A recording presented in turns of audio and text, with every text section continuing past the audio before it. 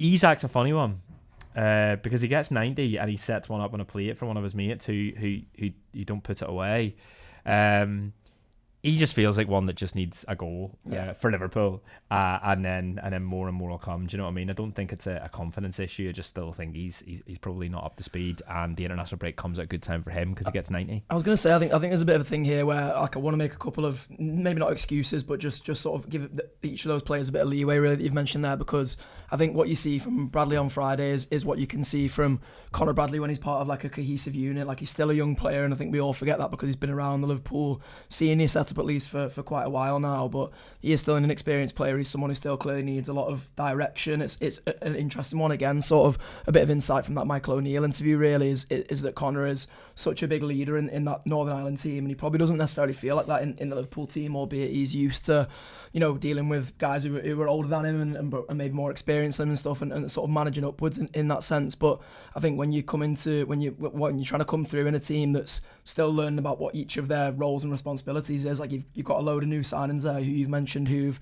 not had the chance to settle into this Liverpool team yet, and not had the chance to be part of a settled Liverpool team this season because for one reason or another, you know, slot rotating or injuries or just lack of form and things like that. So there is almost, I think, like leeway for each of those players really. Like with Frimpong, you mentioned he doesn't look like he's much of either at the moment. I actually think he's been, you know, relatively impressive when he's been fullback besides the Southampton game, and the Southampton game is the most disjointed team that Slot plays so far. So again, it sort of speaks to me the idea that like there is too much rotation you can do with a couple of these lads here, when really what they need is a bit more sort of strong guidance. And it's interesting you say about Isak setting one up on a plate for his teammates. He does that for Gakpo in the Chelsea game as well. Like that touch for the Gakpo goal is unbelievable, and maybe it's those sorts of things that, you know, if he gets one of those good assists and Frimpong puts in a cross for one of his teammates and they nod it in or something, then like slowly but surely you'll start to see that sort of confidence and jointedness, it's probably not a word, but something like that creep into Liverpool's game. On a Monday after Benidorm, it can be a word.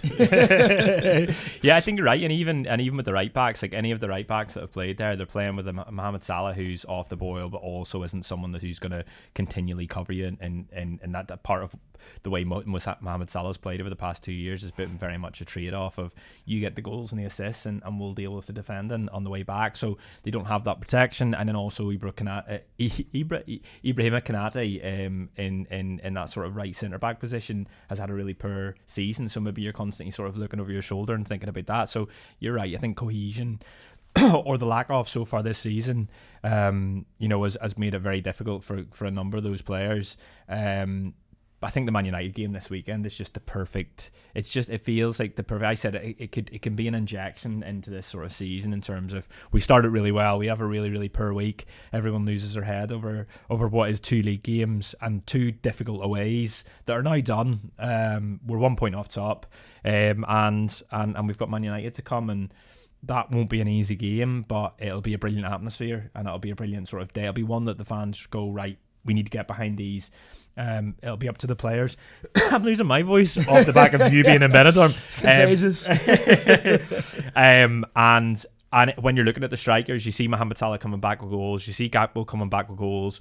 You know, as I said, you see a right back in Conor Bradley coming back with a brilliant performance for Northern Ireland on Friday night.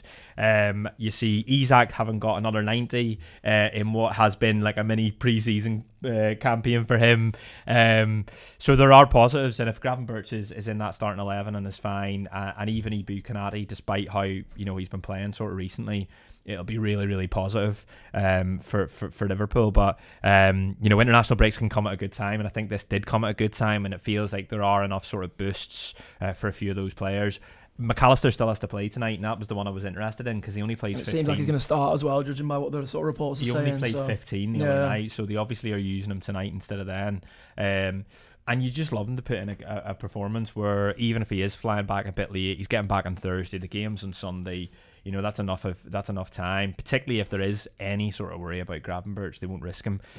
And then you're looking at that midfield and you're thinking McAllister becomes sort of pivotal, or a McAllister at the top of his game becomes pivotal because he has had a poor season so far.